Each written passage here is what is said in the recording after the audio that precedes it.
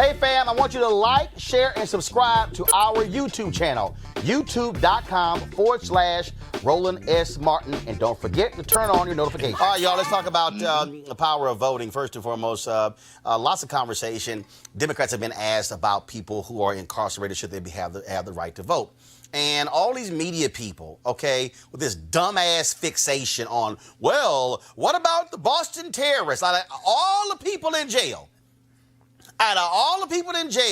the argument wants to be framed about the Boston terrorists, and then they want to say, well, what about Dylan Roof? Okay, two people out of there are 2.3 million people who are in prison in America, more than 200,000 on the federal level. And the debate has been around whether or not two individuals should get the right to vote. Senator Cory Booker's like, you know what? I'm tired of this BS my damn self, and he had no problem calling out Senator Bernie Sanders. Press play. I want to ask you about in your Justice for All plan, you've long worked on criminal justice issues. You want to give convicted felons the right to vote. As I'm sure you know, Senator Sanders has said they should not only have the right to vote when they're released from prison, they should have that right while they're incarcerated. Do you agree with him? I just think that is a frustrating debate that we seem to now be having. As a guy who lives in an inner city black community and knows that there are millions of Americans that are being arrested and convicted and should never be there in the first, and not only lose their right to vote, but they lose their liberty. Let's get this conversation back to where it is right now.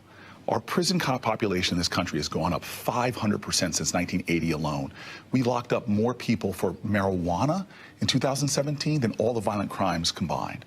And so here we have a nation that takes away people's liberty and their right to vote for doing things that two of the last three presidents admitted to doing. So if Bernie Sanders wants to get involved in the conversation about whether Dylan Roof and the marathon bomber should have the right to vote, my focus is liberating black and brown people and low-income people from prison, because we have a system in America, as Brian Stevenson says, it treats you better if you're rich and guilty than if you're poor and innocent. My focus is tearing down the system of mass incarceration so that we don't even have to have the debate about people's voting rights, because they're not going to prison in the first place. People that don't belong there are there, and I'm going to stop that as president. Cleo, Senator Booker's there saying, basically, Bernie Sanders, damn it, stop falling for the okie doke, falling for the bait. Well, not only from my perspective is it falling for the okie doke, but Bernie Sanders has a white worldview. So Dylan Roof and the marathon bomber fits in his worldview in terms of what he thinks is important iconically. And Booker, who's a black man, talked about what was important to him iconically as a black man in terms of the majority of people being in prison don't look like Dylan and don't look like the marathon bomber. But Eugene, my problem is these are these stupid folks in mainstream media who want to run to, again, the absolute extreme, as opposed to what Senator Cory Booker is saying. It's like, no, look at the totality. And so, so what? Should Dylan Roof be able to vote? And Booker's like, really? So you're going to talk about him, but you're going to skip the person who had a third strike, who's frankly, non-threatening felon who's stuck in federal prison. But that's the BS you have from these mainstream media people.